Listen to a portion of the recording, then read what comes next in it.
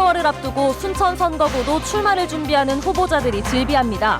순천 유권자들은 지난 총선 때 보수당 후보를 선택한 만큼 이번에도 민주당 공천 외에 변수가 많다는 분석이 나오고 있습니다. 지난달 이후 연이은 태풍으로 벼 쓰러진 피해를 입은 농가가 많습니다. 정부가 피해 입은 벼를 전량 수매해줄 계획인 가운데 지역 농민들도 매입 기준을 맞추기 위해 분주합니다. 순천만을 포함한 전남 지역 갯벌이 세계 자연유산으로 등재가 추진되고 있습니다. 세계자연보전연맹의 현지 실사에서 좋은 평가를 받은 것으로 알려져 등재 가능성이 높아지고 있습니다. 하천 생태계 변화로 줄어들던 섬진강 제첩이 다시 늘고 있습니다. 제첩 종폐 살포를 통한 서식지 확대와 수산자원 조성이 주요한 것으로 분석됩니다. 시청자 여러분 안녕하십니까? 화요일 밤 이호수 MBC 뉴스데스크입니다. 가을 개편을 맞아 오늘부터 한보선 아나운서가 저와 함께 이 시간 지역 뉴스를 전해드리게 됐습니다. 네, 저희 기자들이 최선을 다해 준비한 뉴스 여러분께 제대로 전달할 수 있도록 저도 최선을 다하겠습니다. 많은 관심 부탁드립니다. 네, 오늘 뉴스는 6개월 후 총선을 향해 뛰고 있는 지역의 후보군과 선거 구도를 알아보는 기획보도로 시작하겠습니다. 오늘은 역대 총선에서 가장 많은 이변을 낳았던 순천 선거구인데요. 내년 총선도 변수가 적지 않다는 전망이 나옵니다. 박민주 기자가 보도합니다. 순천 지역구의 내년 총선 관전 포인트 가운데 하나는 민주당 공천과 현직 이정현 의원의 행보입니다. 이정현 의원은 무소속으로 당적을 옮겼지만 촛불 민심과 세월호 참사 당시 방송 개입 관련 혐의가 변수입니다. 1심 법원에서 징역 1년, 집행유예 2년을 선고받아 최종 확정 판결에 따라 출마 여부가 결정됩니다. 지역구 텃밭을 되찾아야 하는 더불어민주당은 치열한 경선이 펼쳐질 것으로 전망되고 있습니다. 더불어민주당 순천지역위원장인 서가번 전 국회의원과 노광규 전 순천시장의 지역구 행보가 그만큼 빨라지고 있습니다. 지난 2004년 17대 총선에서 서로 다른 당으로 맞붙었던 두 후보는 이번 선거에서는 같은 당으로 경쟁을 벌입니다. 여기에 장만채 전 전남도 교육감도 총선에 도전장을 내밀면서 민주당은 본선보다 경선이 더 가열될 전망입니다. 전 민주당 부대변인을 지낸 김영득 팔마청백리 문화재단 이사장도 총선 준비에 나서고 있습니다. 한국사료협회장을 맡고 있는 조충은 전 순천시장도 후보군으로 거론되고 있습니다. 진보정당 후보로 순천에서 재선에 성공했던 김선동 전 국회의원은 민중당으로 출사표를 내겠다고 밝히고 있습니다. 기도서 민주평화당 순천지역위원장은 대안신정치를 내걸고 총선을 준비하고 있습니다. 역대 총선에서 민주당은 물론 진보당, 보수당 후보까지 당선되면서 이변이 속출했던 순천 지역구. 내년 총선에서 민심이 어디로 향할지 지역 정가의 움직임이 빨라지고 있습니다. MBC 뉴스 박민주입니다. 연이어 불어닥친 태풍의 영향으로 전국 3만 헥타르 논에서 벼 피해가 발생한 것으로 집계됐습니다. 다행히 정부가 태풍 피해를 입은 벼를 전량 매입하기로 결정했는데 매입 기준을 맞추기 위해 요즘 농촌 그 어느 때보다 분주하다고 합니다. 문영철 기자가 취재했습니다. 태풍의 직격탄을 맞았던 전남 순천의 한 농촌 마을. 드넓은 논에 다 자란 벼들이 힘없이 쓰러져 있습니다. 태풍이 몰고 온 강풍과 비로 이 일대에서는 60%의 벼가 쓰러지는 피해를 입었습니다. 땅이 마르기만을 기다렸던 피해 농민들은 태풍이 지나간 지 2주가 지난 지금에서야 뒤늦은 수확에 들어갔습니다. 정부가 피해 벼를 전량 매입하기로 하면서 일단 한숨을 돌렸습니다. 벼 세우기도 했고 그랬는데 그래도 피해는 막을 수가 없대요. 그나마 다행이죠. 예, 그렇지 않으면 뭐 어떻게 할 거예요 이것을. 정부가 매입하기로 한 벼의 수분 함량 기준은 15% 이하. 미국 건조장엔 이른 아침부터 농가에서 가져온 커다란 쌀포대가 줄을 이었습니다. 아침부터 이렇게 많이 들어올 줄은 예상을 좀 못했습니다. 24시간 풀 가동해서 지금 건조를 해야 될 상황이. 태풍으로 인한 벼 피해 면적은 전체 재배 면적의 4.1%에 해당하는 3만 헥타르입니다. 피해 규모가 커 건조할 물량이 워낙 많다 보니 일부 농협은 하루 200톤을 건조할 수 있는 대규모 건조장을 태풍 피해 농민들에게 내줬습니다. 고령사에 접어들었기 때문에 농가에서 이거를 직접 건조한다면 거의 불가합니다. 피해 벼만을 구분해가지고 DSC를 정해서 지금 수매를 하고 있습니다. 태풍 피해 벼의 정부 매입 가격은 공공비축미의 70% 수준. 농림축산식품부는 기재부와의 협의를 통해 관련 예산을 확보할 계획입니다. MBC 뉴스 문형철입니다. 광주 전남 농민회가 태풍 피해별 수매 가격 보장과 등급별 수매를 요구했습니다. 농민회는 공공비축미 1등급의 80% 수준으로 피해별 수매가 이루어지지 않으면 저품질 쌀이 시장으로 유통될 가능성이 높아지고 쌀값이 또다시 혼란스러워질 것이라며 이같이 주장했습니다. 또 김장 배추 피해액만 해도 특별재난지역 선포 기준의 4배라며 정부가 특별재난지역 선포를 서둘러야 한다고 촉구했습니다. 하천 생태계 변화로 감소했던 섬진강 제첩이 최근 들어 늘어난 것으로 나타났습니다. 광양시에 따르면 제첩 살포를 통해 서식지가 확대되면서 2014년 430여 톤이었던 제첩 생산량이 지난해 660여 톤으로 증가해 어민들의 소득 향상에 도움을 주고 있습니다. 광양시는 지난해 국가 중요 어업유산으로 지정된 섬진강 제첩잡이 손틀어업을 세계 주요 농업유산에 등재시키기 위해 하동군과 홍보에 나서고 있습니다. 순천만을 포함한 전남 지역 갯벌에 대해 세계 자연유산 등재가 추진되고 있습니다. 최근 비공개 현지 실사가 진행됐는데요. 좋은 평가를 받은 것으로 알려져 기대가 높아지고 있습니다. 김주희 기자가 보도합니다.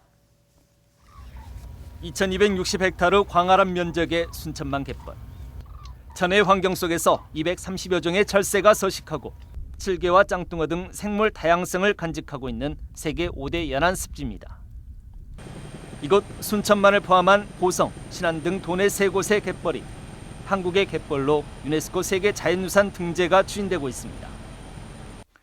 특히 서남 해안으로 이어진 한국의 갯벌 12만 9천여 헥타르 면적 가운데 전남 지역 갯벌은 전체 면적의 87%를 차지하고 있습니다.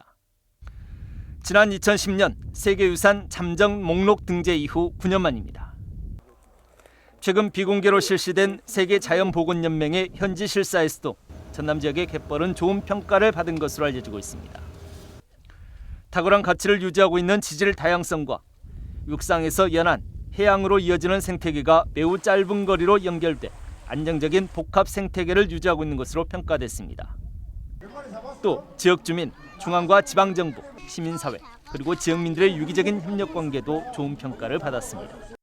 각 기관, 중앙정부부터 시작해가지고 지자체까지 또 민간단체 이런 것까지 관리 체계가 잘 조립돼 있고 지역 주민들이 또 적극적으로 등재를 찬성하고 하는 여러 가지 그런 점들에서 등재 가능성이 대단히 밝다 이런 식으로 평가를 한 것 같습니다.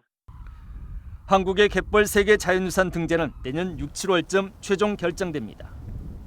전남도는 이번 한국의 갯벌이 최종 세계 자연유산으로 등재될 경우 국격을 향상시키고 전남의 인지도 제고에도 큰 도움이 될 것으로 기대하고 있습니다.